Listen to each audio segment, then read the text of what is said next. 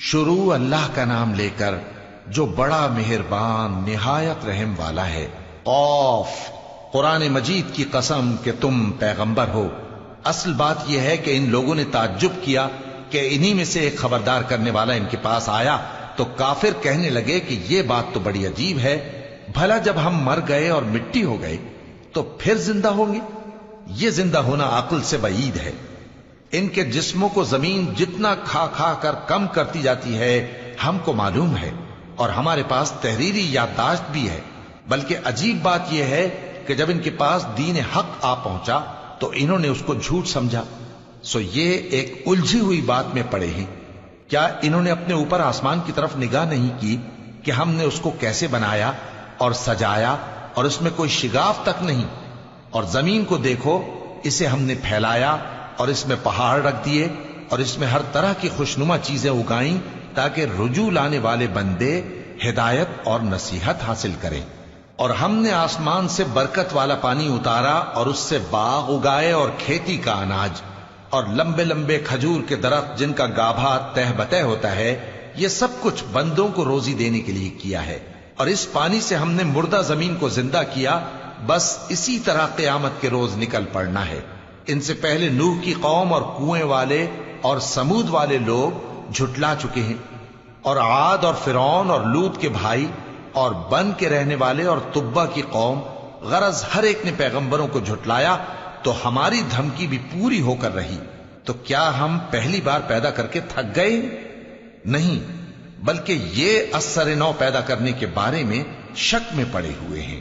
اور ہم ہی نے انسان کو پیدا کیا ہے، اور جو خیالات اس کے دل میں گزرتے ہیں ہم ان کو جانتے ہیں، اور ہم تو رگ جان سے بھی زیادہ اس کے قریب ہیں۔ جب وہ کوئی کام کرتا ہے تو دو لکھنے والے جو دائیں بائیں بیٹھے ہیں لکھ لیتے ہیں۔ کوئی بات اس کی زبان پر نہیں آتی مگر ایک نگہبان اس کے پاس لکھ لینے کو تیار رہتا ہے۔ اور موت کی بے ہوشی حقیقت کھولنے کو طاری ہو گئی۔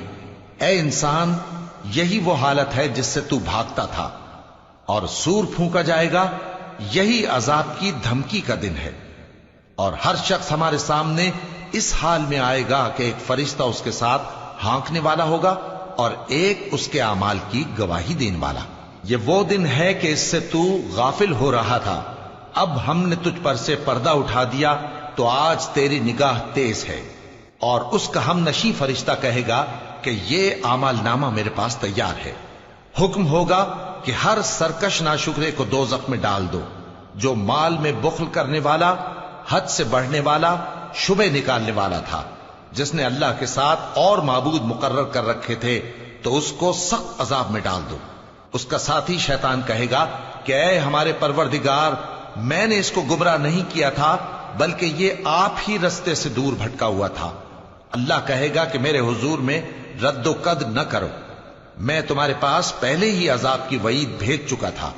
میرے ہاں بات بدلہ نہیں کرتی، اور میں بندوں پر ظلم کرنے والا نہیں۔ اس دن ہم دوزخ سے پوچھیں گے کہ کیا تو بھر گئی؟ وہ کہے گی کہ کچھ اور بھی ہے، اور بہشت پرہیزگاروں کے قریب کر دی جائے گی کہ ان سے مطلق دور نہ ہوگی۔ یہی وہ چیز ہے جس کا تم سے وعدہ کیا جاتا تھا، یعنی ہر رجوع لانے والے، حفاظت کرنے والے سے، جو رحمان سے بن دیکھے ڈرتا رہا اور رجوع کرنے والا دل لے کر آیا، اس میں سلامتی کے ساتھ داخل ہو جاؤ۔ یہ ہمیشہ رہنے کا دن ہے، وہاں جو چاہیں گے ان کے لیے حاضر ہوگا۔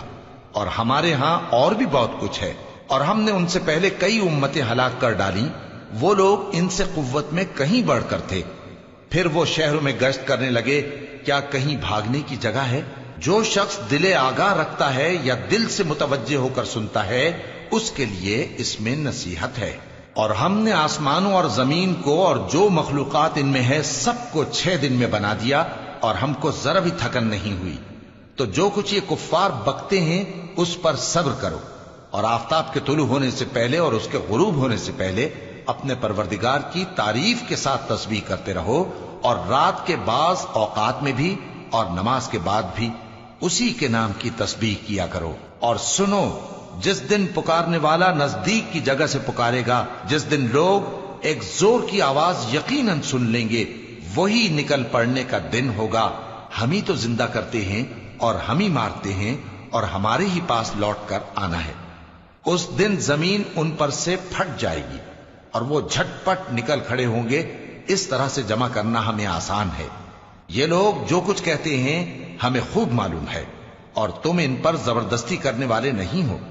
پس جو میرے عذاب کی دھمکی سے ڈرے اس کو قرآن کے ذریعے نصیحت کرتے رہو۔